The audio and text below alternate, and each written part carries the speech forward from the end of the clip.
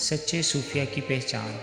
صوفیہ کرام اللہ اور اس کے رسول صلی اللہ علیہ وآلہ وسلم کے احکام کے کاربند ہوتے ہیں۔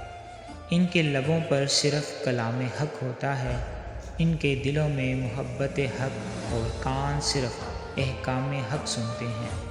ان کی آنکھیں صرف حلال چیزیں اور اللہ کی نشانیاں ہی دیکھتی ہیں۔ ان کے تمام خیالات پاکیزہ اللہ رب العزت کی یاد، اس کی پہچان اور اس کی تلاش میں ہوتے ہیں۔ ان کے کلام ان کے عمل کے مطابق ہوتے ہیں۔ یہ کوئی ایسا بیان نہیں کرتے جس پر یہ خود عمل نہ کرتے ہوں۔ اگر ان کی جماعت میں کچھ لوگ بد کردار ہوتے ہیں تو بد کرداری کی ذمہ داری صرف انہی پر عائد ہوتی ہے۔ نیک سیرت صوفیہ کے منکر لوگ اللہ کے نزدیک شر پسند اور رذیل ہوتے ہیں۔ ایسے لوگ صوفیہ کرام کو اپنے مطابق نہ پا کر ان کے خلاف ہو جاتے ہیں اور ان کی پیروی سے انحراف کرتے ہیں اور ان کے منکر ہو جاتے ہیں۔ جب اہل شر لوگ ہلاک ہوتے ہیں تو ان کو بھی ہلاکت نصیب ہوتی ہے۔